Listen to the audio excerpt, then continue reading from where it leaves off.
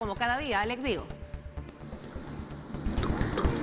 Muy buenas tardes a todo el país. Esta es una transmisión en vivo desde Palacio de Gobierno. El presidente de la República ha sostenido desde tempranas horas una reunión del Consejo de Ministros. Presta a dar ahora las últimas cifras oficiales y también las disposiciones para enfrentar la problemática del COVID-19. Escuchemos. Señoras y señores, muy buenas tardes. En el marco de la sesión del Consejo de Ministros, se inició la conferencia de prensa del señor presidente de la República, Martín Vizcarra Cornejo. Muy buenas tardes. Un saludo aquí acompañado de los ministros y ministras que conforman el Consejo. Hoy estamos a 14 de abril y estamos a 30 días del inicio del estado de emergencia.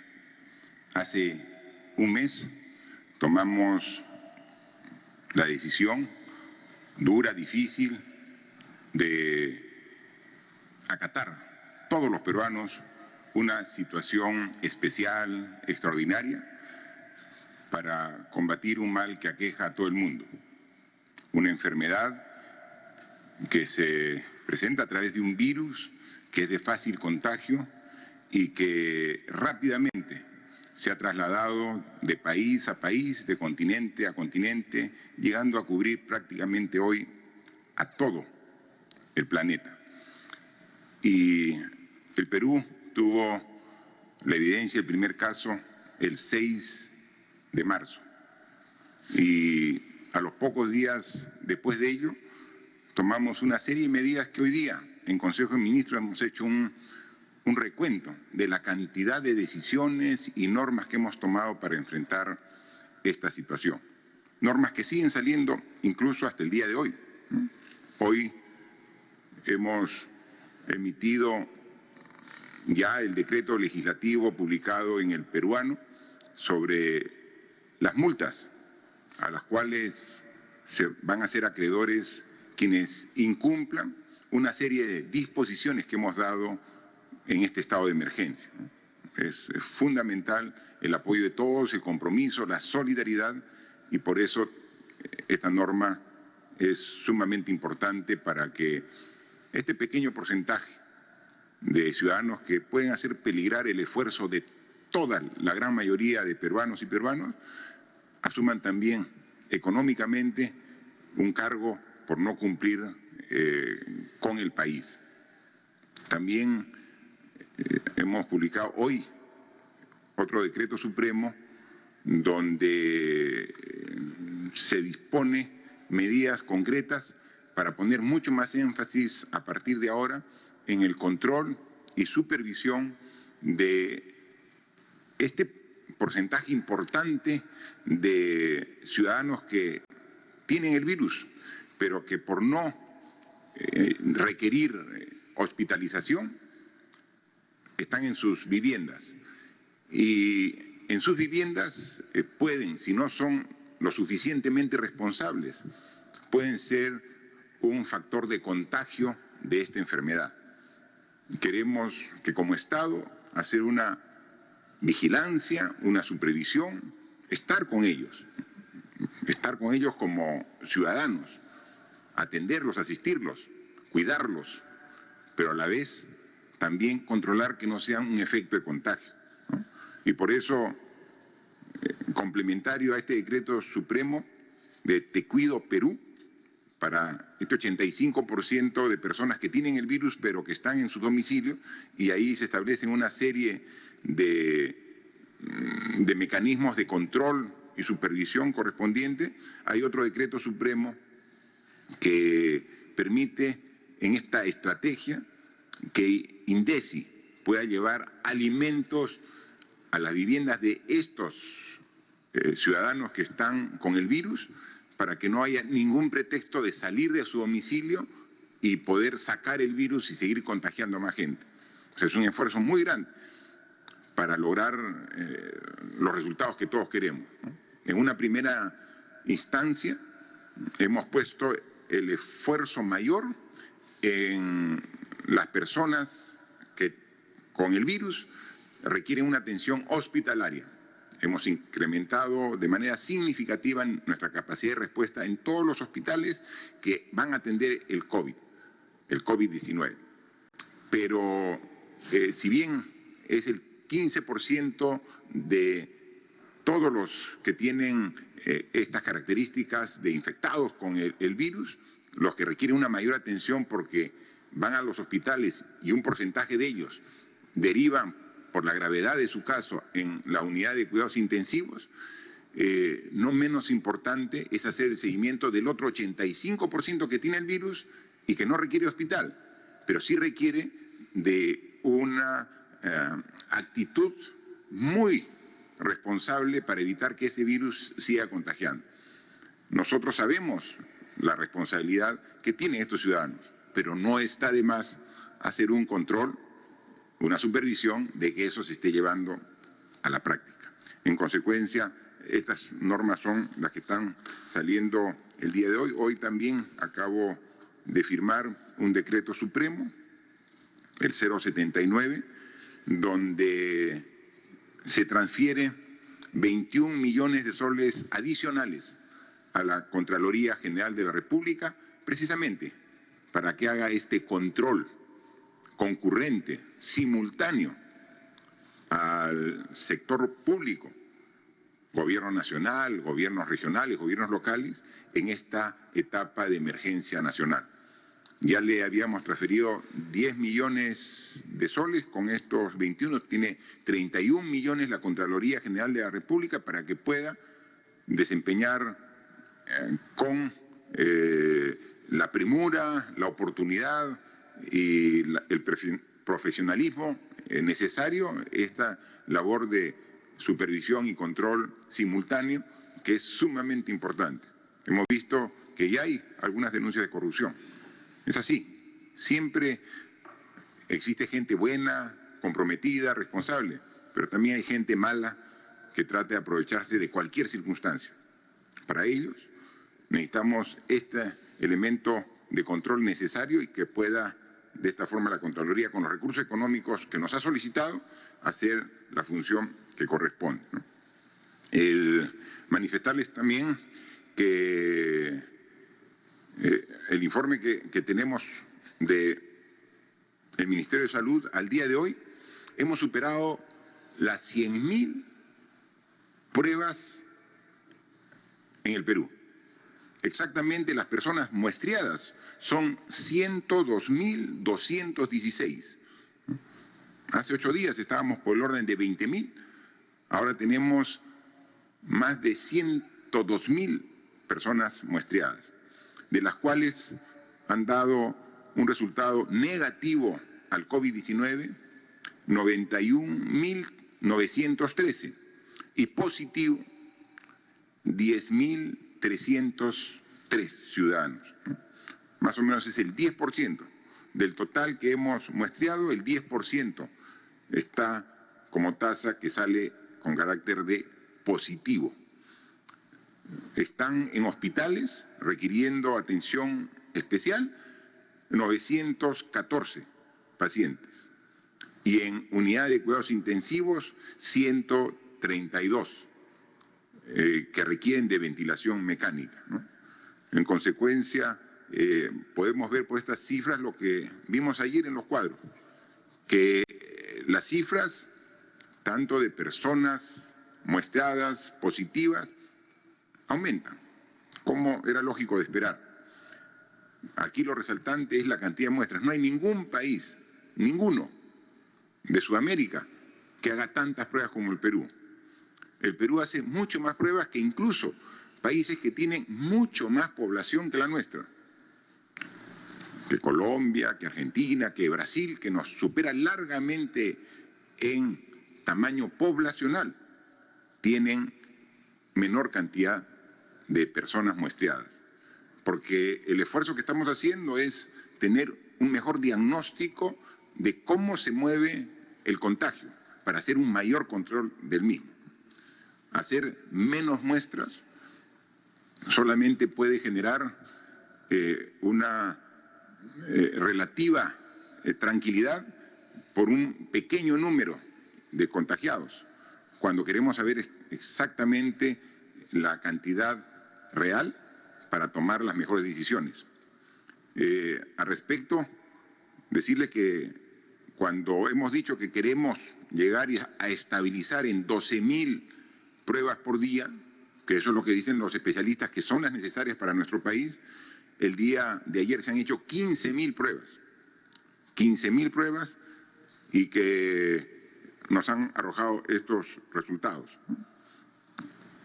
Manifestarles que también han subido las personas que han fallecido.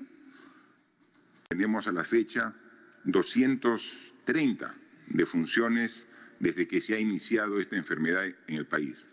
Es un número alto y, como siempre, nuestras condolencias a los familiares de todas las personas que fueron contagiadas con este virus y que, a pesar del esfuerzo que hizo el Estado y el sistema de salud, no se pudo salvar su vida. La letalidad, es decir, entre las 100.000 personas que se han muestreado y las 10.000 que han dado como positivo, tenemos que el 2.23% han fallecido. Vamos a seguir haciendo esfuerzos por tratar siempre de que esta curva de crecimiento de personas que fallecen sea la menor. A nivel mundial, el porcentaje de fallecidos respecto a los que han dado positivo está por el orden del 6%. Hay países desarrollados ellos, como Italia, España, donde el porcentaje de fallecidos es del 10%. Es decir, de cada 100 personas que se infectan, 10 llegan a fallecer. Nosotros tenemos una tasa de 2.23% y siempre el esfuerzo del sector salud y de todos es tratar de reducir. Para eso estamos haciendo tanto esfuerzo, ¿no? La vida es lo más importante. Nada más importante que la salud de todas las personas. Y el esfuerzo que estamos haciendo en este mes que estamos en estado de emergencia precisamente es para ello. Para reducir la cantidad no solamente de personas que resultan positivas, que se contagian, sino las que llegan al hospital, las que entran a cuidados intensivos y las que fatalmente terminan falleciendo. Entonces, estos son los datos que podemos dar sobre la situación actual. En este mes que hemos pasado todos los peruanos en esta experiencia tan especial, tan particular, única, ¿no? Realmente el mundo no ha vivido una situación como esta hace muchas décadas, ¿no? Y el Perú tampoco. Y entonces hay que hacer una evaluación, ¿no? Más o menos qué viene de aquí al futuro, dónde estamos, ¿no? Qué vamos logrando y qué esperamos lograr para salir finalmente de ello. Nosotros hacíamos un análisis aquí al interior, pero también compartíamos algunos análisis que se ha hecho en otras regiones, en otros países, que incluso que como comenzaron la enfermedad meses antes que nosotros, ya uno puede ir viendo cuál es la ruta que vamos a seguir. Y se puede identificar claramente que esta enfermedad tiene 3 etapas bien definidas. Podemos llamar etapas, podemos llamar fases, pero son 3, ¿no? Una es la que estamos viviendo, una es la que pensamos en el mes de marzo, cuando recibimos la noticia de que ya teníamos una persona en el Perú que había sido dada como positivo para el coronavirus, para el COVID-19. Ahí comenzó la primera etapa. Esta primera etapa no tiene plazos fijos establecidos, pero podemos ver que tiene un plazo aproximado de 3 meses. Esta etapa donde tenemos que hacer todos los peruanos, todos, las instituciones, los gremios, la sociedad civil, la población, la sociedad en su conjunto, hacer el esfuerzo de contener los efectos de esta enfermedad en cuanto al crecimiento de personas que se contagian. Esta primera etapa más o menos, porque es algo dinámico que se va evaluando, tiene una duración de 3 meses, marzo, abril y mayo, ¿no? Que es la etapa de contención a la enfermedad, como también es la etapa donde ponemos todo nuestro mayor esfuerzo como país en prepararnos para atender a los que se contagien y agraven su situación. Pero también es el momento de tomar decisiones muy importantes para poder atender a las personas que, sin ser contagiadas, pero que por cumplir el estado de emergencia y las disposiciones que se dan, están viéndose afectadas. Entonces tenemos que dar una serie de medidas, tenemos que dar una serie de acciones para poder atender a todos. Esta primera etapa, como alguien lo ha dicho, es algo parecido como una hibernación, ¿no? Es decir, tenemos que todos como sociedad, como economía, mantenernos en un mínimo de funcionamiento. En esta etapa, el sistema de salud funciona al tope, o sea, todo el esfuerzo del sistema de salud trabaja intensamente para poder atender a los casos que requieren hospitalización, que se agravan, e incluso también atender simultáneamente a todas las necesidades como sistema de salud tienen adicionalmente al COVID, porque en esta epidemia de este virus no dejan también de afectar otra cantidad importante de enfermedades que sufrimos todos los peruanos. Y entonces tenemos que atender a los pacientes COVID sin dejar de atender a todos los demás pacientes. Entonces, salud trabaja mucho más que lo que normalmente lo hacía en este estado de emergencia. Hay algunos sectores fundamentales para poder sobrevivir todo el sistema de la cadena productiva de alimentos, desde el campo, desde las fábricas, hasta los mercados, hasta las tiendas, para poder seguir abasteciendo de alimentos y que no haya desabastecimiento para la población. Eso siguen trabajando normal. Las farmacias, el sistema de bancos, el sistema financiero sigue trabajando. Pero todo lo demás prácticamente ha dejado de tener actividad. Es como una máquina que normalmente está encendida y con el motor acelerado, que se lo ha reducido al mínimo. Así estamos. Por eso se dice que es una etapa de hibernación en todas las actividades para concentrarnos en lo importante, la salud y la vida de las personas. Y para esa etapa también la economía está en hibernación.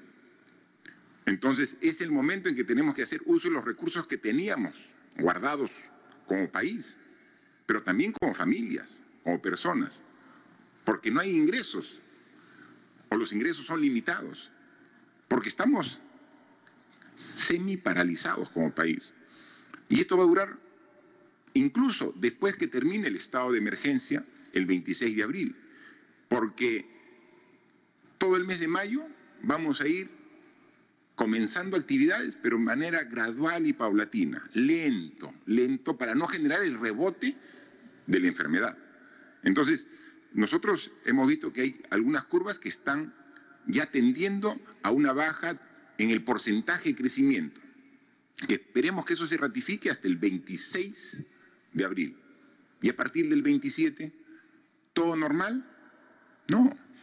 Comenzamos ahí a liberar gradualmente actividades, ¿no? Y actividades que puedan comenzar su actividad sin concentración masiva de personas. La concentración de personas va a tener que esperar. Pero sí hay muchas actividades que se pueden hacer manteniendo las disposiciones que hemos dado. Por eso esta es la primera fase, sumamente importante. Estamos justo a la mitad de la primera fase. Todavía tenemos esta etapa con el estado de emergencia y luego no es que se levantan todas las acciones, las restricciones, no, se van gradual y paulatinamente dando la posibilidad de incorporación de actividades, llamemos de carácter productivo, en todos sus aspectos. Y luego comenzamos la segunda fase, que es a partir del mes de junio, cuando ya salgamos y comience nuevamente a funcionar la sociedad, el aparato productivo, el país, en suma, tenemos que ir generando las condiciones para salir de un proceso de hibernación que hemos estado, para recuperar al fines de año o primer trimestre del año 2021 y a un estado más o menos de normalidad. ¿Y por qué nos ponemos ese horizonte, no? Porque los expertos dicen que están trabajando intensamente en aspectos importantes, los científicos. Están trabajando una vacuna para el coronavirus, están trabajando los científicos tratamientos comprobados para la cura de esta enfermedad. Pero estos tratamientos no se hacen ni en 15 días, ni en un mes, ni en 3 meses. Los expertos dicen que con todo el esfuerzo que están poniendo, lo pueden hacer en un año. Lo bueno es que ya empezaron desde principios de años que esta enfermedad ya se hizo conocida. Entonces, a principios del año de 2021, seguramente ya se tendrá la vacuna. Y ya se tendrá también, en esa oportunidad, tratamientos que sean efectivos. Porque no sé si a ustedes, a mí todos los días me llegan curas para el COVID-19. Todos los días me llegan curas. Y seguramente con la mejor intención, desde curas a través de procedimientos caseros, como también a través de medicina que venden en las farmacias. Seguramente pueden dar algún tipo de mejora, seguramente, pero no están validadas, no están corroboradas todavía porque en la ciencia médica tienen que hacer una serie de controles y de verificaciones para decir esta funciona. Y dado el corto tiempo que está afectando esta enfermedad al mundo, todavía no hay una cura. Sí hay paliativos y eso los médicos con mucho criterio van aplicando en función de cada situación de los pacientes. Si están hospitalizados o entran a cuidados intensivos, hay diferentes tratamientos. Pero no es que esta es la cura, como ya hay otras enfermedades antiguas que han sido sumamente estudiadas, que uno sabe perfectamente cuál es el tratamiento. En esta no hay, pero están trabajando los científicos a nivel mundial en ese aspecto. Y nosotros estamos contribuyendo. Hoy tuve una reunión con todo el equipo de profesionales que trabajan en este aspecto de investigación, que son los que hacen las evaluaciones de las pruebas moleculares, los que trabajan en el Instituto Nacional de Salud, ¿no? Y ellos me decían que como las crisis también son oportunidades, están haciendo desarrollo científico. Y por ejemplo, aquí en el Perú ya se determinó cuál es el genoma del COVID-19 de nuestro país. Que el primer caso, que se dio el 6 de marzo, se ha hecho un análisis y se ha determinado el genoma. Es decir, cuál es la característica del virus aquí en el Perú. Y ese genoma ya ha sido dado a conocer a la comunidad científica internacional para que en esta elaboración de la vacuna también consideren todas las posibles modificaciones que tiene en su presentación del virus en las diferentes partes del mundo. Y el caso específico del Perú ya hizo su contribución científica, ya ha dado cuál es el genoma, ¿no? Y lo bueno que me dicen es que el virus felizmente muta, pero no cambia su estructura, tiene una estructura estable, lo que va a permitir que para el próximo año, porque se están trabajando, tienen que hacer la prueba de laboratorio primero, y luego de la prueba de laboratorio tienen que hacer la prueba ya en seres vivos, y luego en seres humanos. Todo eso toma meses, y sumando todos esos parámetros, llegan a un año trabajando con todo el esfuerzo. Ya hicimos la contribución. Nuestros científicos peruanos han determinado el genoma y lo han dado a conocer para que también sea parte del elemento a tomar en cuenta en esta elaboración de la vacuna, que la tendremos seguramente en el primer trimestre del próximo año 2021. Y esa es la tercera etapa, ¿no? O sea, estamos viviendo la primera etapa o primera fase de esta enfermedad y que vamos a seguir llevando abril y mayo. La tercera etapa, o sea, me salteo la segunda porque en esa quiero referirme, La tercera etapa es la que empieza el primer trimestre del 2021. Ahí vamos a estar con vacuna, con la población que ya también ha generado un proceso de inmunización propia que el organismo el organismo se va defendiendo y la ciencia ayuda a través de la vacuna o también de medicamentos probados que van para lograr el objetivo. Y entonces el próximo año va a ser de mucha intensidad, pero también va a ser de cambios estructurales, la tercera fase. O sea, tenemos que aprender la lección. O sea, tenemos que ver todo lo que hemos sufrido en estas circunstancias por no estar preparados como país. Requerimos hacer cambios estructurales profundos. O sea, no es posible que para hacer ahora el apoyo a las familias vulnerables tengamos problemas que muy poco porcentaje de precisamente estas familias vulnerables no estén incluidas en el sistema financiero. O sea, no tengan una cuenta en el sistema financiero, no tengan DNI electrónico. Estamos en el siglo XXI y no tenemos ese tipo de herramientas de un mundo moderno. Hemos dicho, cada crisis es una oportunidad de mejora y tenemos que aprovecharla. He dado las indicaciones. En este proceso de atención de este bono económico que estamos dando, tenemos que hacer inclusión financiera. Tenemos que todos tener DNI electrónico. Qué fácil sería dar esas transferencias económicas que como Estado tenemos la obligación de dar a las personas vulnerables con los recursos del país. Qué fácil si tendríamos solamente un depósito en cuenta.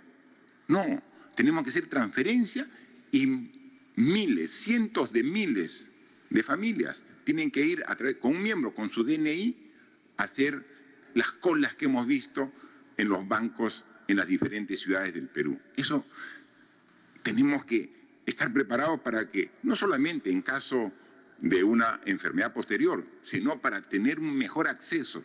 No puede ser que estemos viendo padrones que no estén actualizados, y que hay errores, y que lo estamos corrigiendo, pero estamos atendiendo. Entonces, esta tercera fase, que empieza en el primer trimestre de 2021, tiene que ser con un enfoque diferente como país, pensando en lo que realmente es necesario, la salud, la educación. Esos deben ser los pilares del Perú del bicentenario al 2021. Si alguien dudaba de ello, ahora creo que no tenga dudas. O sea, con lo que estamos sufriendo por no haber valorado lo que realmente es importante. Eso tiene que hacer. Ese es el planteamiento a partir del 2021.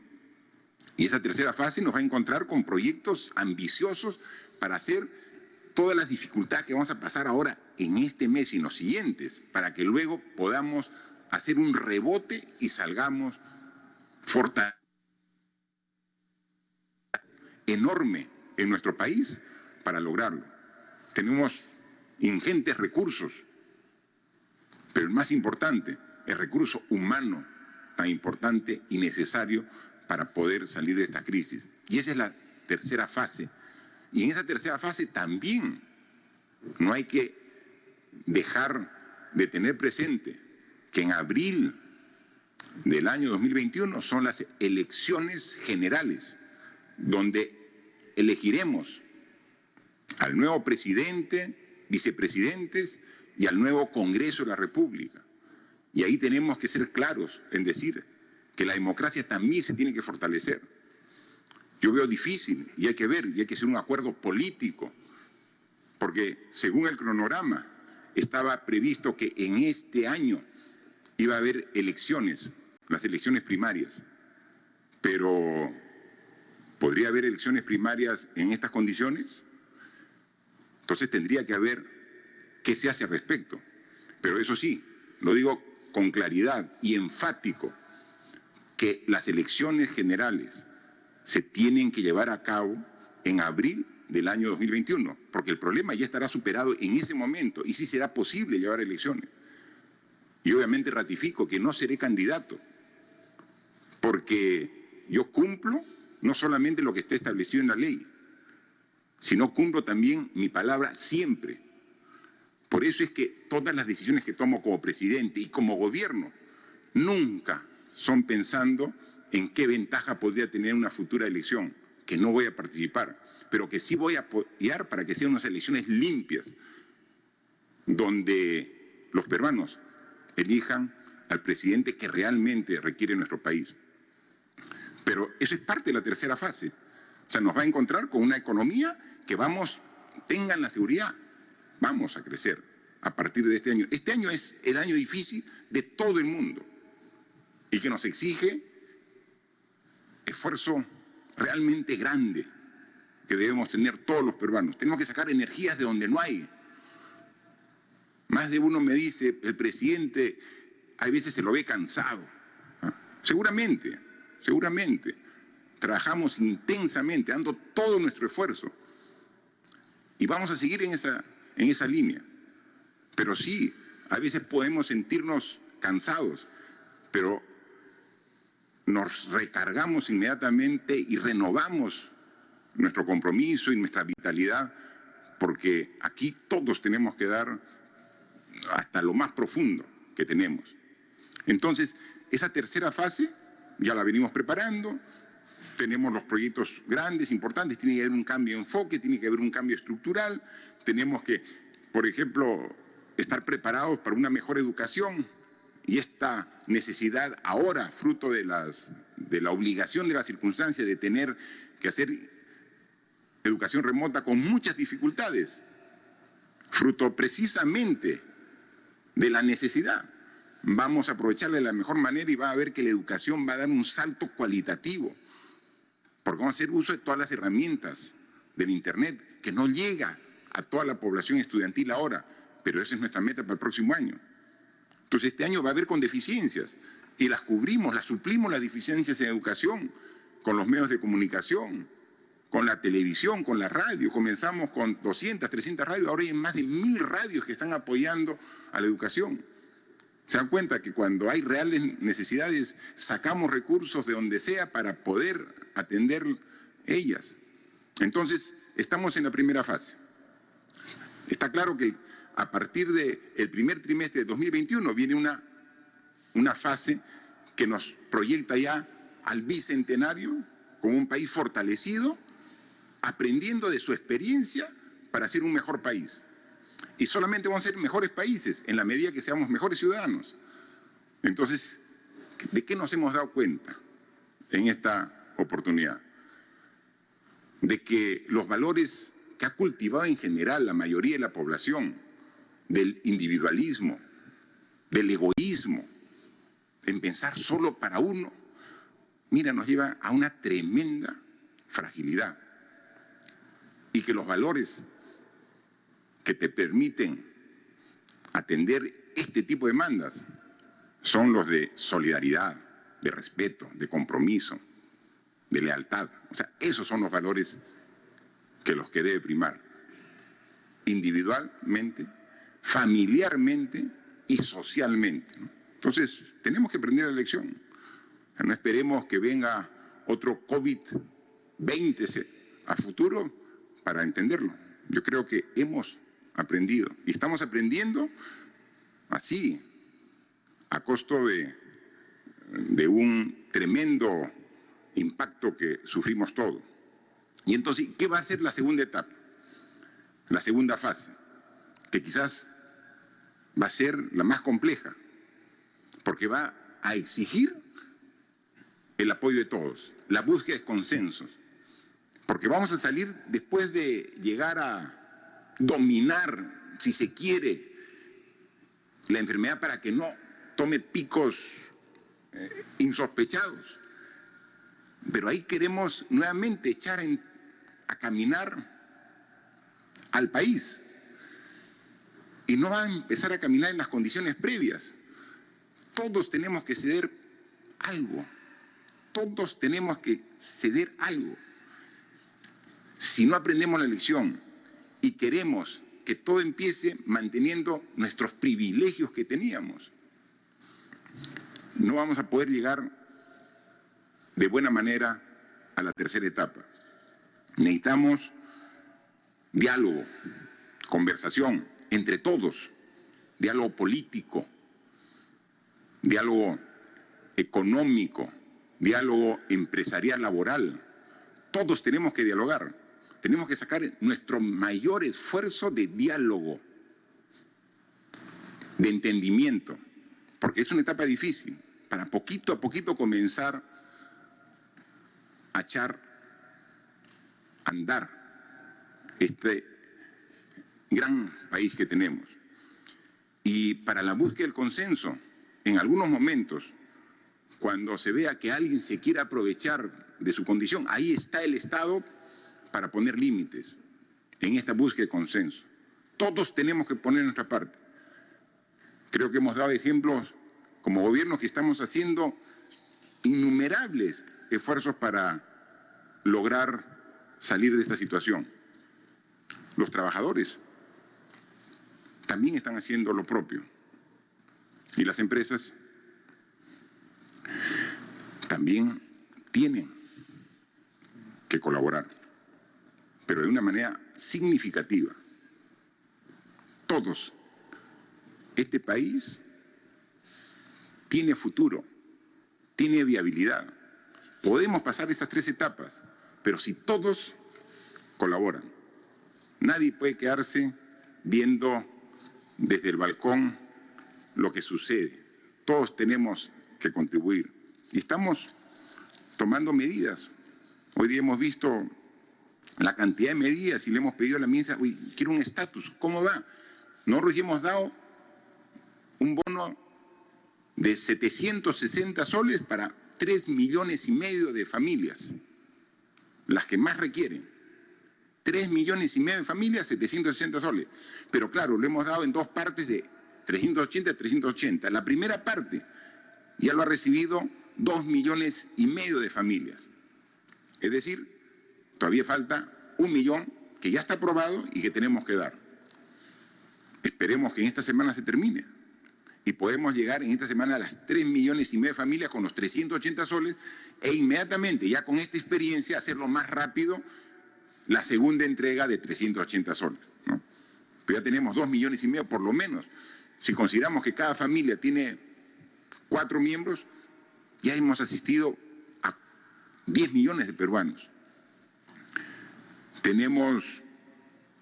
Dimos un fondo de apoyo empresarial, 300 millones para las pequeñas microempresas. Ya se ha dado 72 millones a más de 9.800 empresas que han acogido. Pero sin embargo lo que se tiene, que la demanda es superior. Hemos dicho, esto necesita ajuste. Si falta, tiene que dar. Y entonces va a haber un segundo bono mucho más generoso para que las pequeñas y microempresas puedan ser atendidas.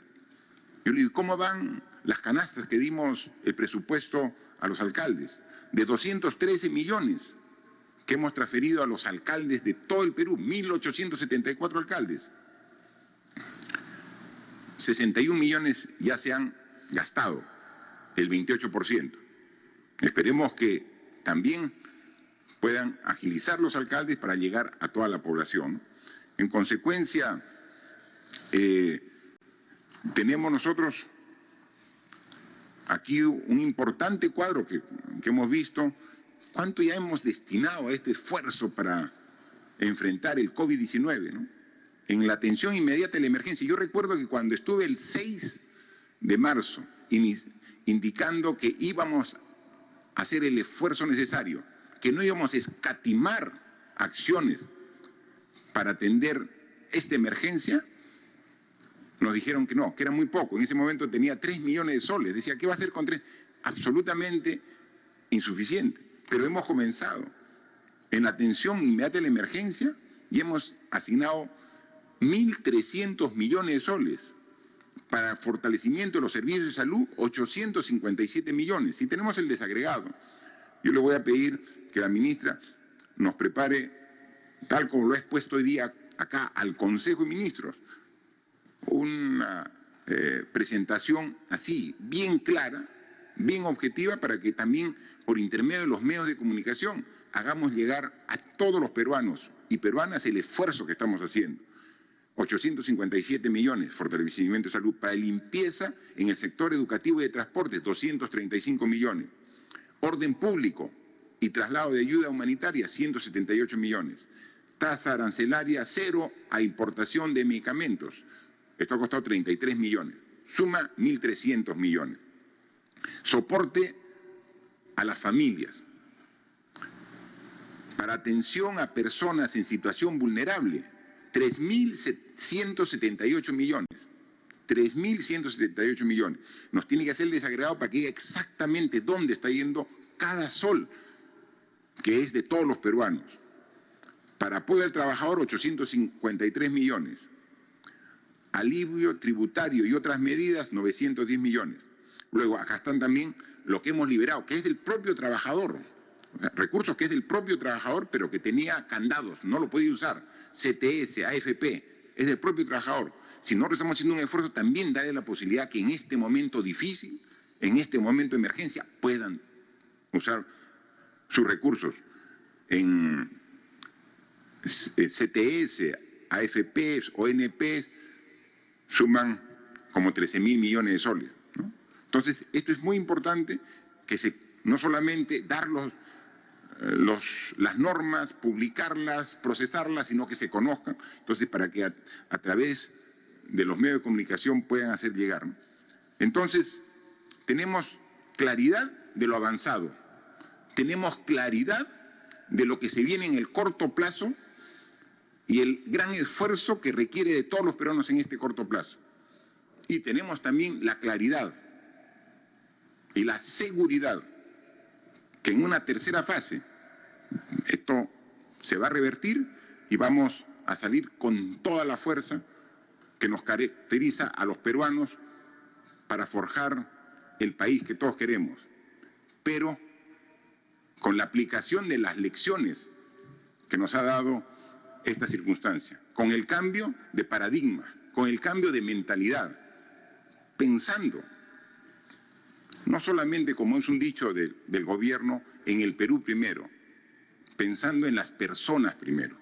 Así que tenemos una ardua tarea, un gran trabajo, pero tenemos la convicción y la voluntad de hacerlo. Por el Perú, con todo este equipo, como están comprometidos todos los peruanos. Lo dejaría para que nos haga saber las preguntas que nos ha hecho llegar la prensa. Gracias, señor presidente. Iniciamos entonces la ronda de preguntas virtuales. La primera pregunta es de Radio Satel de Lampa, Puno. La pregunta es sobre el tránsito de personas entre turistas y ciudadanos en el interior del país durante el aislamiento social. ¿Cómo se realiza el control? Teniendo en cuenta que 2 ciudadanos dieron positivo a la prueba rápida en Puno. Han pasado todos los controles de la Panamericana Sur desde Lima hasta Puno en todo el rigor de la inamovilidad el último domingo. ¿Cómo se realiza el control en las carreteras? El Congreso de la República aprobó el retiro del fondo del 25% de las AFPs. ¿Cuándo se firmará? Gracias. Aquí está hablando básicamente del control de las carreteras, que a pesar del esfuerzo que hace la Policía Nacional, siempre, a veces son burladas y permiten este tránsito. Yo quisiera que responda esta pregunta el ministro del Interior, y dado que él fue el encargado de la norma para estas multas a los que incumplan las obligaciones de cada ciudadano en esta emergencia, en este estado de emergencia, nos explique un poco sobre estos dos aspectos, ¿no? Sobre esta respuesta y sobre cómo va a ser el tratamiento de las multas para los que incumplan. Por favor. Muchas gracias, presidente.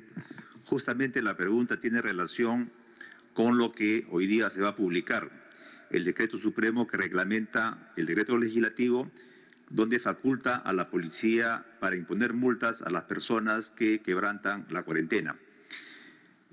Hay varias causales para imponer la multa.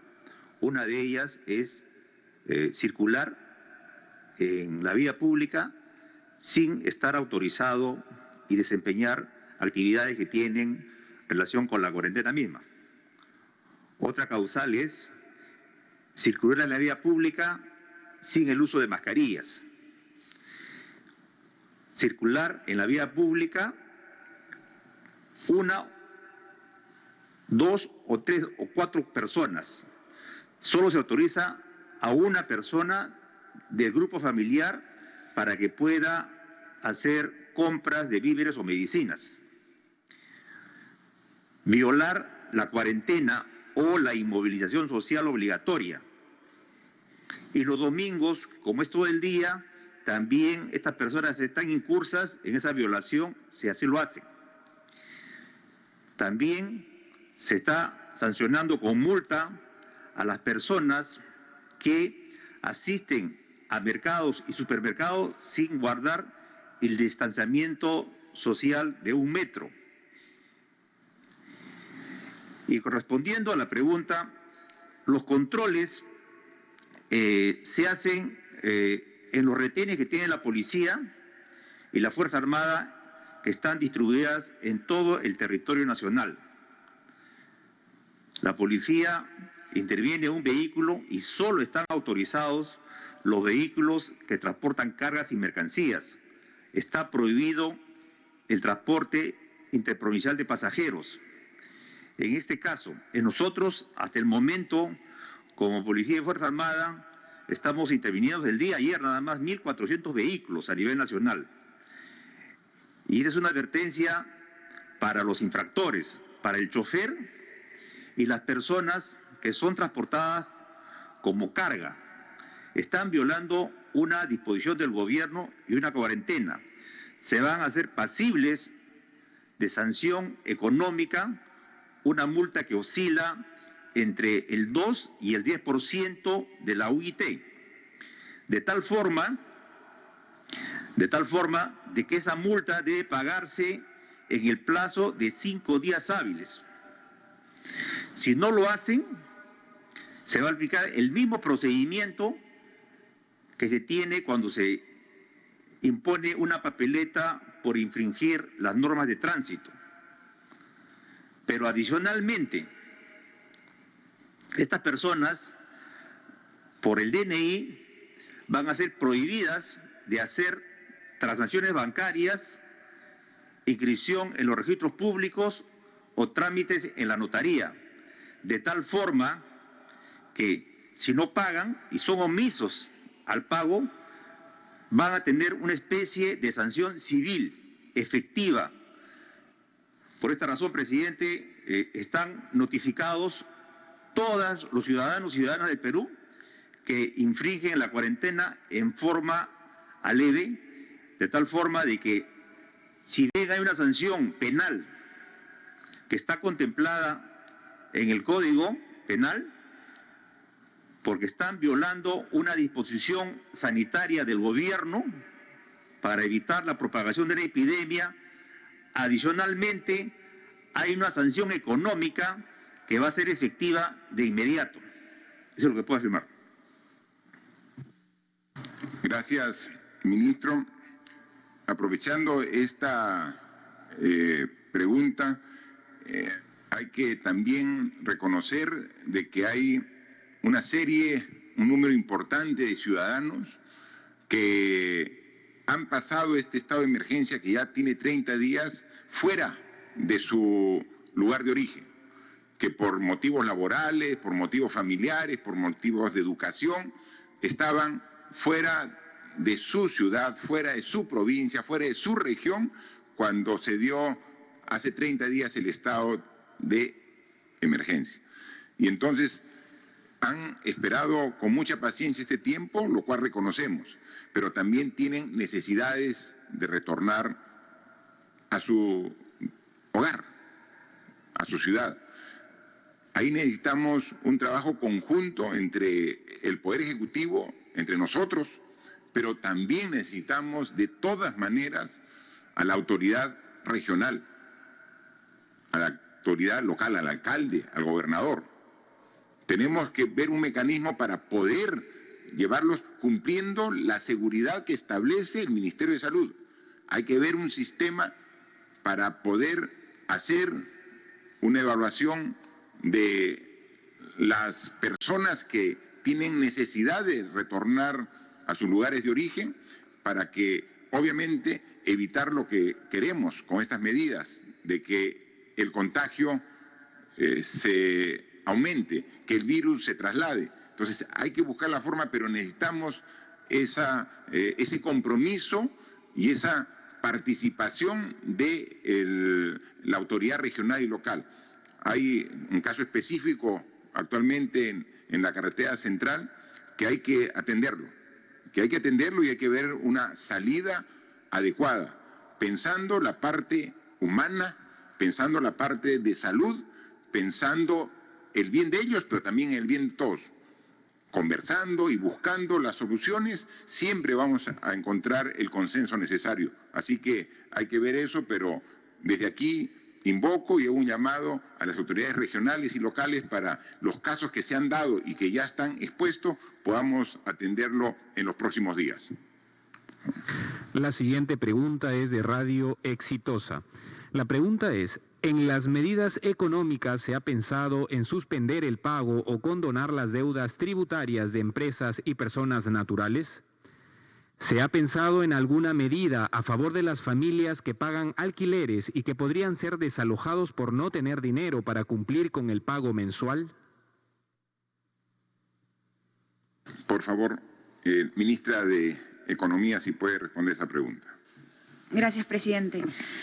Nosotros en la parte tributaria ya hemos dado una serie de medidas y hemos solicitado además facultades delegadas para poder normar otras medidas. Respecto a las medidas que ya hemos tomado, que tiene que ver con la prórroga de la declaración anual del impuesto a la renta, impuesto a las transacciones financieras para personas naturales y para empresas con ingresos hasta 21 millones, así como la prórroga de la declaración mensual de impuestos de febrero, marzo y abril.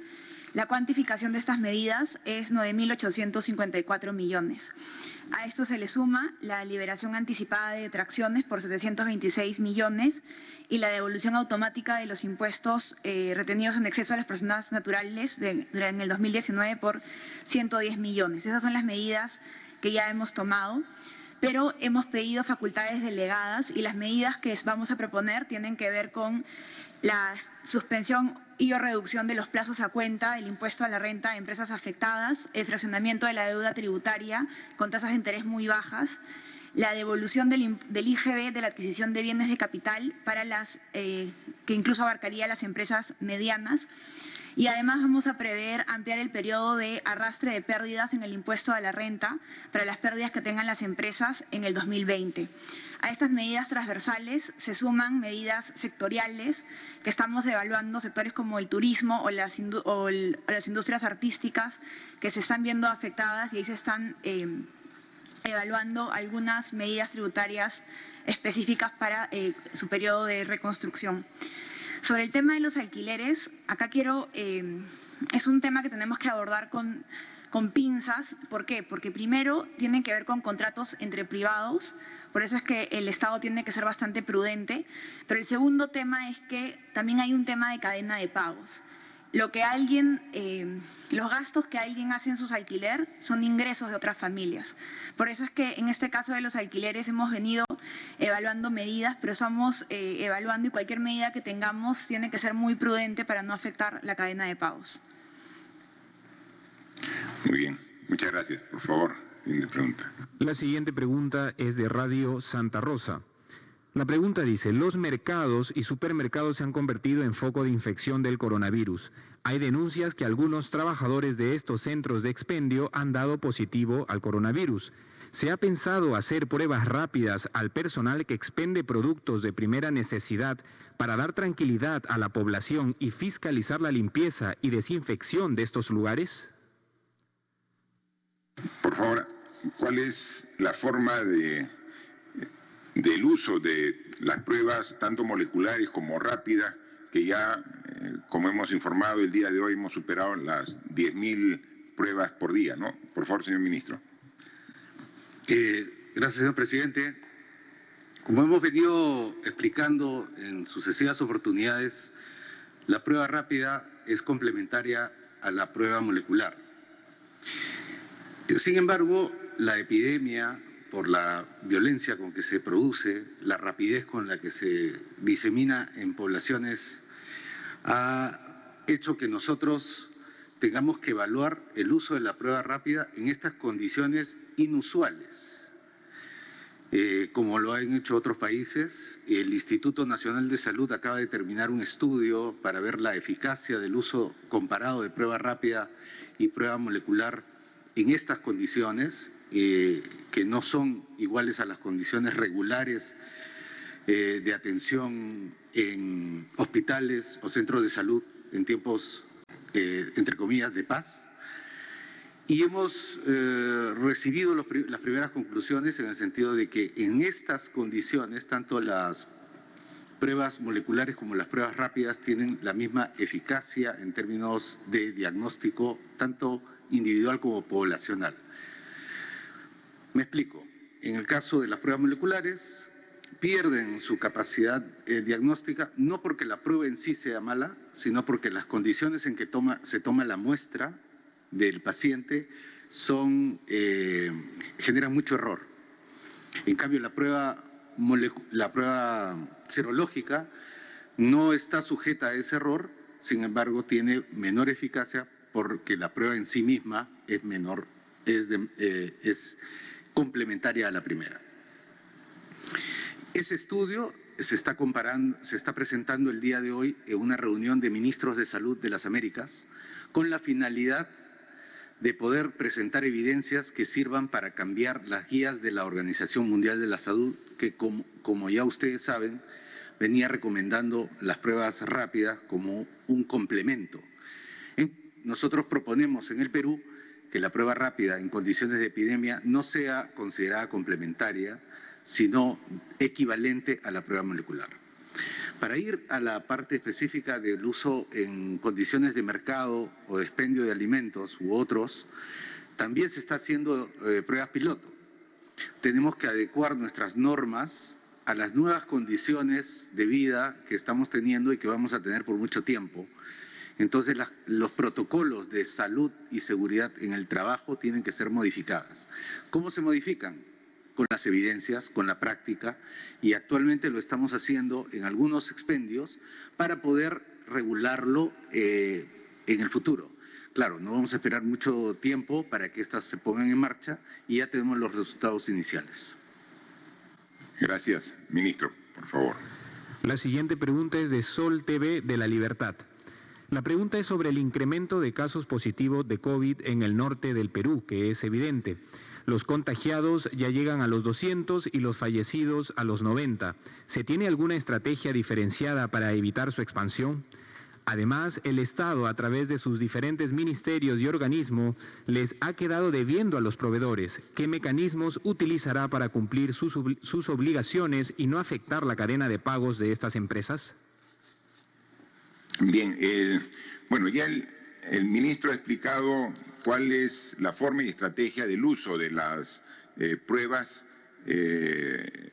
para poder identificar dónde están los casos positivos, ¿no? Efectivamente, en el norte ha habido un incremento significativo en comparación con otras regiones de casos positivos y está poniendo toda su atención el Ministerio de Salud, no solamente con las pruebas, sino también aumentando la capacidad de respuesta, ¿no? Entonces, en función de cómo va el avance de esta enfermedad en la curva de ascenso de personas contagiadas, se va también ajustando la capacidad de respuesta, ¿no? Así que va a seguir trabajando. Hay un comando de operaciones nacional liderado por la doctora Pilar Macetti, y este comando en cada región tiene su comando regional, ¿no? Y entonces hay la articulación perfecta.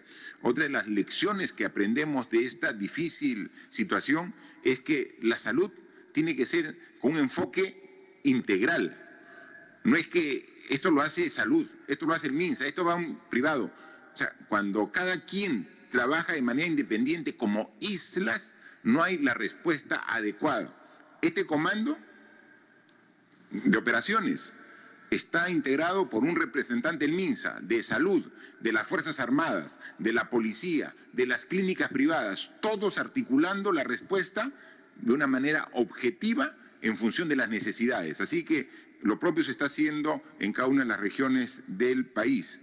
Y sobre el tema de los pagos pendientes que tienen los ministerios a proveedores, justo es uno de los temas que hemos tratado el día de hoy. O sea, nosotros tenemos que dar el ejemplo como Estado en honrar nuestras obligaciones. Si teníamos deudas de diferente índole, que estén obviamente justificadas y con los trámites correspondientes, vamos a honrarlas todas y cada uno de nosotros en cada uno de los ministerios. Y existe también algún tipo de deudas que tienen los municipios y gobiernos regionales. También les hemos pedido para que también los honren con su propio presupuesto y que si se fuera el caso de que alguna deuda no tienen el presupuesto correspondiente, el Ministerio de Economía y Finanzas tiene toda la predisposición de asignar los recursos para que pueda pagar. El Estado en este momento tiene que cumplir con todas sus deudas porque es parte de la estrategia para poder mantener la economía del país en un momento tan difícil como la que estamos. Gracias, señor presidente. Para culminar esta ronda tenemos la pregunta de la Asociación de Prensa Extranjera en el Perú, APEP. La pregunta dice: Presidente Vizcarra, los principales sindicatos en Perú han criticado el decreto que autoriza a las empresas suspender la relación laboral y con ello hacer uso de los ahorros de los propios trabajadores como de las AFP y las ETS para sustituir sus remuneraciones. Los sindicatos dicen que no se ha tocado el interés de las empresas privadas. ¿Cuál va a ser el aporte o compromiso de las empresas para esta emergencia? ¿Y hay alguna alternativa para millones de personas con trabajos informales que han perdido su fuente de ingreso?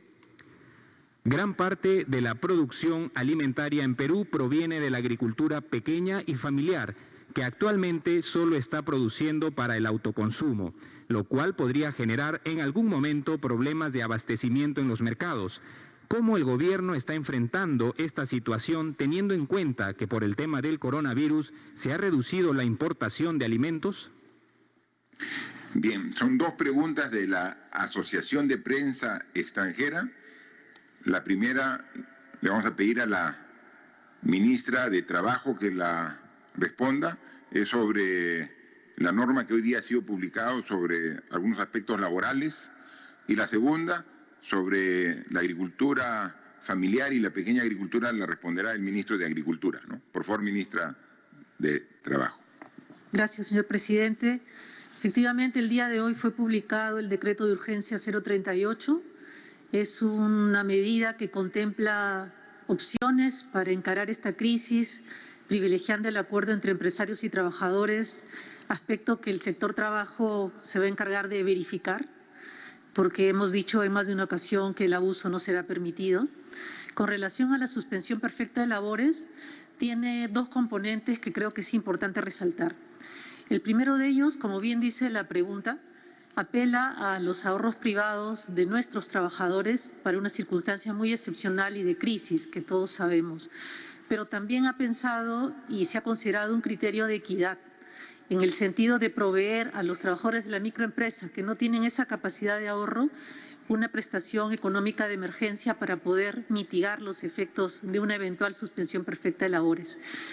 Tenemos la disposición, señor presidente, de mantener el diálogo abierto con los sindicatos, como siempre se ha planteado, no solo a nivel del Ministerio, sino también con el propio liderazgo del presidente del Consejo de Ministros y suyo en varias de esas ocasiones. Y esa oportunidad, y apelando a la segunda etapa a la que usted hacía referencia hace unos minutos, hay una oportunidad valiosísima para el diálogo y tenemos que encontrarnos en ese esfuerzo para encarar y salir adelante como país. Gracias. Sí, y complementando lo que manifiesta nuestra ministra de Trabajo, es lo que me refería a la segunda etapa de salir de esta enfermedad. La primera etapa está claramente, está la contención al contagio, la respuesta a través de hospitales, a través de unidades de cuidados intensivos, o sea, todo está claro. Y cómo hacemos un esfuerzo todos los peruanos para estarnos lo más quietos posible en nuestras viviendas para evitar que el virus se mueva y se contagie, ¿no? Pero luego vamos a pasar a la segunda etapa, donde vamos a comenzar gradualmente a mover nuevamente al país. Y entonces ahí tenemos varios tipos de empresas. Hay empresas como por ejemplo las empresas de todo el sistema de abastecimiento de alimentos. Ellas van a seguir trabajando sin ningún problema. O sea, no tienen absolutamente una justificación para retirar a un trabajador, porque están trabajando. Las farmacias, los grifos, hay una serie de actividades que tienen trabajo normal.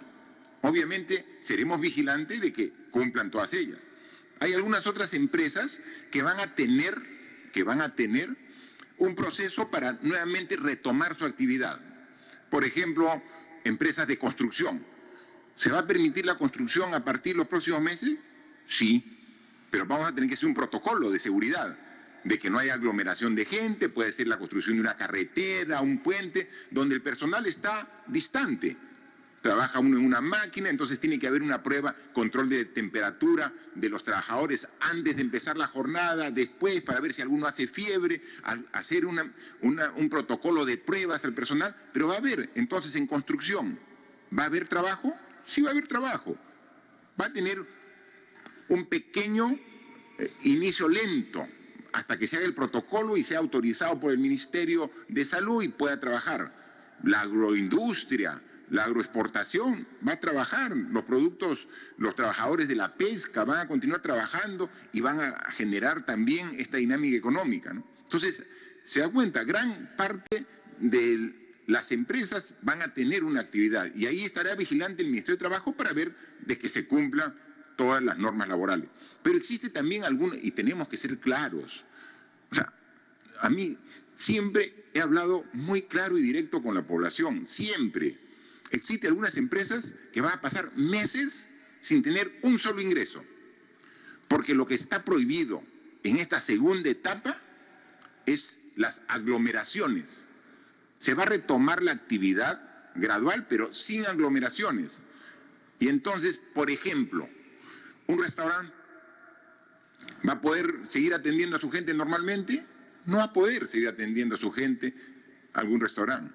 O un cine, donde se concentran en reducidos espacios una cantidad grande de personas.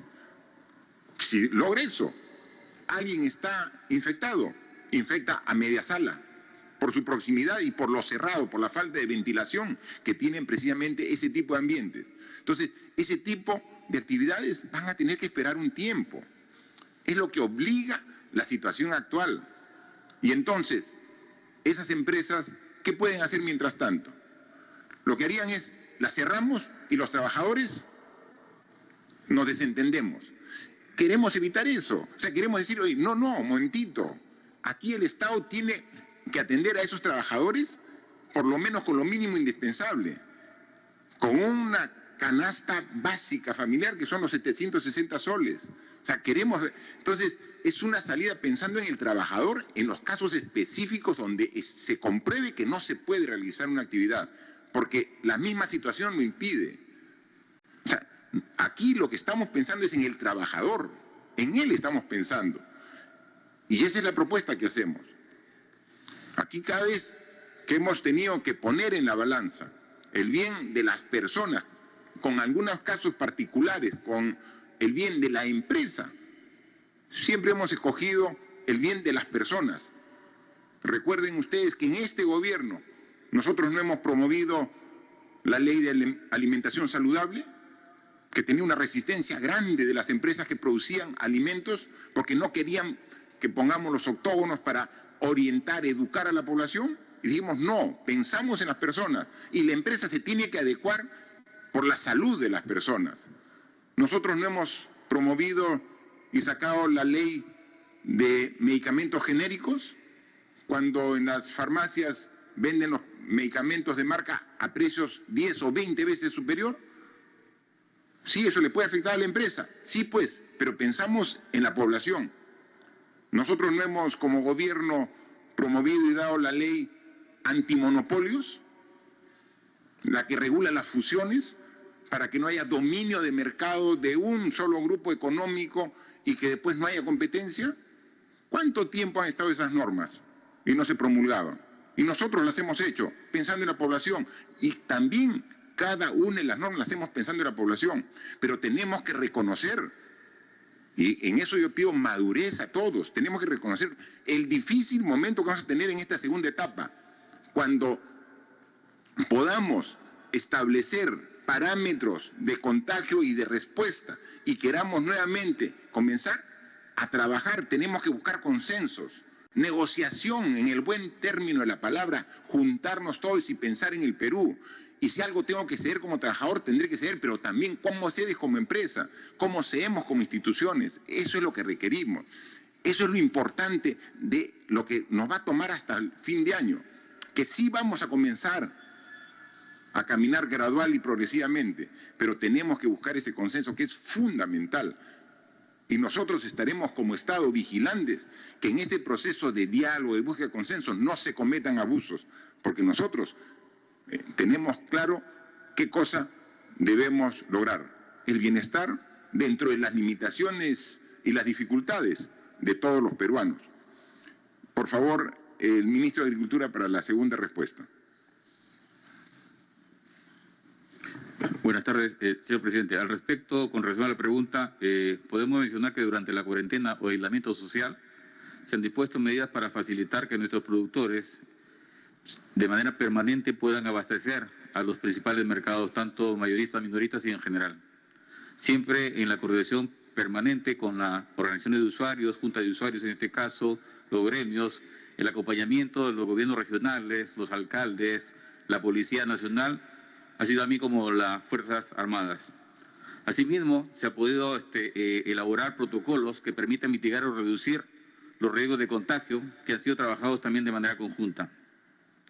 Algo importante que bien lo menciona es en el sentido de que necesitamos justamente establecer medidas de reactivación. Ya usted lo dijo, presidente, con relación al bono agrario. Hablamos también de la ejecución de obras a través de núcleos ejecutores, actividades. Estamos trabajando ya créditos con tasas altamente flexibles, abonos, fertilizantes. Algo importante que se ha trabajado también es la suspensión del pago de la retribución económica por 6 meses a aquellos agricultores que tienen menos de 5 hectáreas. Estamos trabajando mucho en lo que son mercados itinerantes, entre otras medidas. Estas acciones permitirán prever la instalación de una nueva campaña, que es a la que se refiere. El tema del desabastecimiento no podría darse porque todas estas medidas que estamos justamente ya trabajando van a permitir instalar una nueva campaña y garantizar el abastecimiento. Otro tema importante, como usted bien lo menciona, presidente, es que frente a estos eventos, que son críticos, bastante delicados, también generan oportunidades. Y en este caso estamos aprovechando para que las organizaciones de usuarios se conviertan también en núcleos ejecutores o polos de desarrollo rural. Eso va a permitir tener una mejor articulación y un mejor desempeño cuando al sector se refiere, presidente. En cuanto a la pregunta, en tema de las importaciones, estas no han sido suspendidas, se mantienen tal igual. El último reporte que tenemos es estas importaciones, si nos vamos al tema de los perecibles, siguen ingresando, no ha habido impedimento alguno. De acuerdo a la norma, se permite el tránsito de mercancías e insumos, y en ese sentido no habría dificultad alguna en cuanto al abastecimiento, tal como señala esta pregunta. Gracias, ministro. Yo comenté al inicio que habíamos también sacado un importante decreto supremo que establece los mecanismos que como gobierno vamos a implementar para hacer un control mucho más minucioso, de detalle, de ese 85% de población que tiene el virus pero que no requiere un hospital. Y eso va a ser un equipo que lidera el Ministerio de Defensa, obviamente multisectorial, pero tiene que haber un responsable. En consecuencia, yo le pido al ministro de Defensa que nos amplíe al respecto los detalles de este trabajo y gran responsabilidad. Gracias, señor presidente. Compatriota, buenas tardes.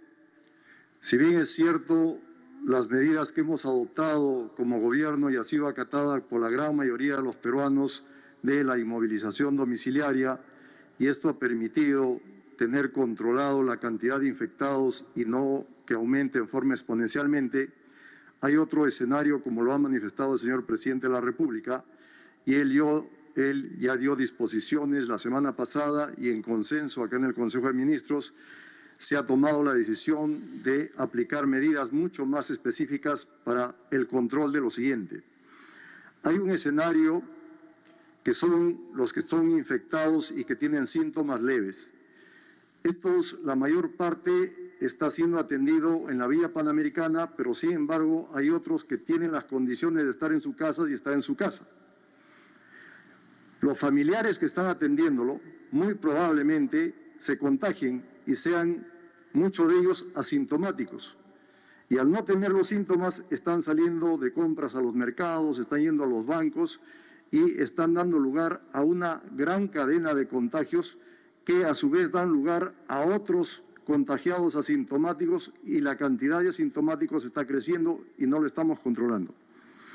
Estas nuevas medidas están apuntando justamente a detectar a aquellas personas asintomáticas, a aislarlas para romper la cadena de contacto, pero no solamente aislarlos a los infectados, sino aislar a toda la familia y a todos los contactos que ha tenido este infectado.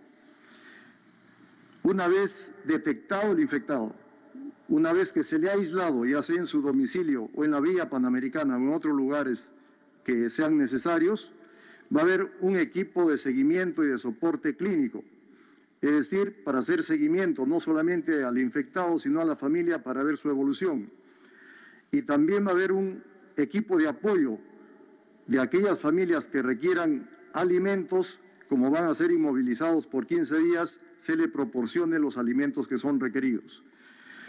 Para ello se ha estructurado un grupo de trabajo que se ha denominado Te Cuido Perú, que es un grupo de trabajo bastante complejo, multisectorial, porque agrupa a muchas entidades del Estado, entre ellas al Ministerio de Salud, a ESalud, a la Presidencia del Consejo de Ministros, al Gobierno Digital, al Instituto Nacional de Defensa Civil, al Ministerio de Desarrollo e Inclusión Social, al Ministerio de Transportes, a nuestra Policía Nacional, y todo ese trabajo es coordinado por las Fuerzas Armadas.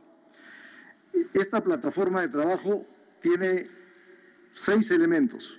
El primer elemento es una plataforma digital que está indudablemente concentrando a todos los centros informáticos de salud, de las DIRIS y de los diferentes sectores que están llevando la información del coronavirus.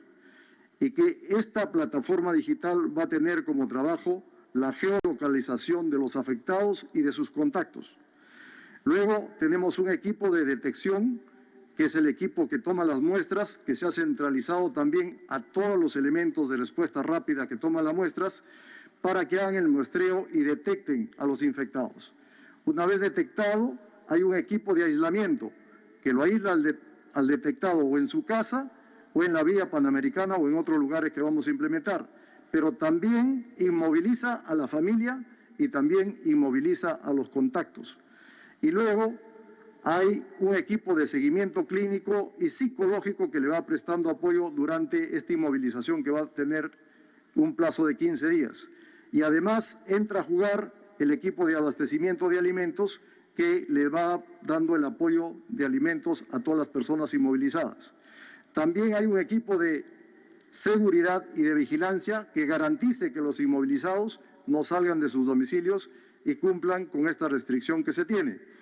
Esto lo va a hacer la Fuerza Armada, la Policía Nacional, en coordinación también con las municipalidades, el Serenazgo y varios voluntarios que van a hacer el seguimiento telefónico de las personas que están afectadas y de sus familiares. Esta plataforma es indudablemente bastante compleja, pero que se está implementando para focalizar en la detección de aquellas personas que son asintomáticas, el aislamiento y el soporte a sus familias durante este aislamiento. Esta plataforma se va a replicar en las regiones. El día de ayer ya se inició en una localidad un plan piloto, el día de hoy se está reajustando las actividades que estamos haciendo y el día de mañana comenzamos a replicar en las regiones. Este es uno de los aspectos más importantes que el gobierno está tomando para focalizar al virus para aislar el virus y para romper la cadena de contagios. Esto, complementado con el aislamiento domiciliario obligatorio que tenemos, va a permitir cortar la cadena de contagios y evitar que se incrementen los infectados y todos los otros resultados nefastos que podríamos tener. Eso es todo, señor presidente. Gracias, ministro. Esta es una tarea sumamente importante que tenemos que controlar. Así como ese 15% que va al hospital merece una atención especial y hay todo un equipo ya multisectorial, salud con todas las instituciones que dependen de este sector, viendo este 15%, a este 85%, hay otro equipo que también va a estar con ellos hasta lograr que se controle este contagio permanente, ¿no? Y entonces es lo que buscamos. Si nosotros con el orden, con una estrategia adecuada, hacemos el esfuerzo, pero adicionalmente tenemos cada vez más una mejor respuesta de la población a través de su actitud responsable. Pero hay que ayudarlos también, porque a veces puede tener la mejor voluntad el poblador, el ciudadano, ¿no?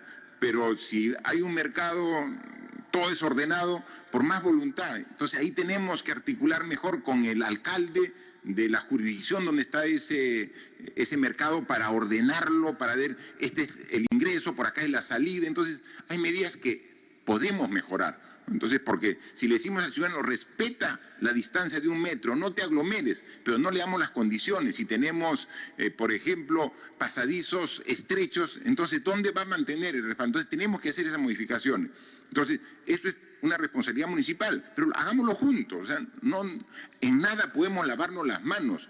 Lavarse las manos solamente para cuidarse del coronavirus, con bastante agua y con jabón, pero para la responsabilidad, asumir responsabilidades. Le hemos dicho al ministro de Agricultura que converse con los alcaldes para mejorar los mercados. Sí, pues, es un problema no de ahora, quizás de siempre. Ya pues, las crisis no son también oportunidades, hagámoslo, asumamos el reto. Y si hay que invertir, invirtamos en los mercados para que tengan los anchos de los pasadizos, la distancia entre los puestos, un orden de entrada y salida, y entonces vamos a evitar esa aglomeración que vemos día a día y que son los focos de contagio del virus. Hay mucho trabajo y hay que irlo haciendo, y salen nuevos problemas y hay que irlos atendiendo. Y hay veces, por no referirnos, no significa que no lo tengamos pendiente. Hoy día ha sido parte del debate. Ha intervenido la ministra de Ambiente, la ministra de Mujer, la ministra de Cultura, sobre el tema de comunidades nativas, ¿no? O sea, las comunidades nativas, por lo lejos que están, es difícil de atenderlas, ¿no? Y más aún en una época de inmovilización. Pero no es que por eso no las tengamos presentes, y estamos estableciendo estrategias para llegar con el MIDIS, con cultura, con mujer y poblaciones vulnerables, con ambiente, porque justamente tiene el conocimiento del territorio para verlo ello. Entonces, las comunidades nativas es ahorita, y hay que reconocerlo, un sector que no está siendo atendido como debiera, y tenemos que corregirlo así, en el menor tiempo posible, y esa es una disposición que hemos dado aquí para corregirlo y inmediatamente actuar. Y hablando también de poblaciones en riesgo, tenemos que en este momento buscar mecanismos para, con el diálogo, que siempre es la mejor herramienta de búsqueda de soluciones cuando hay problemas de conflictos y temas sociales, es sobre un grupo de personas que quiere retornar principalmente a Huancavelica, ¿no? Y que está con un momento difícil tratando de verlo. Nosotros tenemos que saber a dónde va a llegar a Huancavelica. Podemos hacer el mecanismo para ver y conducirlo, pero tenemos que, por eso, con el gobernador de Huancavelica, establecer el vínculo, la relación estrecha, pero mientras que eso ocurre, que puede tomar un día, hay que atender a esta gente, darle las condiciones mínimas que requieren como seres humanos de atención. Por eso, en este momento estoy dándole este encargo a la ministra de Ambiente, ministra Fabiola Muñoz, para que se constituya precisamente donde está este grupo de personas para hablar. Y estoy seguro, entender el mecanismo que cuide su seguridad de estas personas, pero que a la vez también cuide la seguridad en cuanto a salud en este momento que estamos en momentos difíciles para controlar el contagio y la expansión del virus. Siempre hay formas de llegar a soluciones que sean en beneficio de todos a través del diálogo, a través de la búsqueda del consenso, por eso en representación del gobierno para que coordine con las autoridades de Huancavelica, pero principalmente con esta población, la ministra se va a constituir para estar allá en algunos minutos. En consecuencia, hay muchos temas que hay que estar viendo día a día y estamos aquí con el Consejo de Ministros en sesión permanente atendiendo las múltiples necesidades que se van presentando día a día, pero con la voluntad, la convicción de que si tenemos las ganas de resolver los problemas, lo vamos a hacer. Tema de voluntad y tenemos la voluntad, las ganas y el esfuerzo para hacerlo. Muchas gracias. Señoras y señores, la conferencia de prensa entonces por parte del presidente de la República, quien ha señalado que ante toda decisión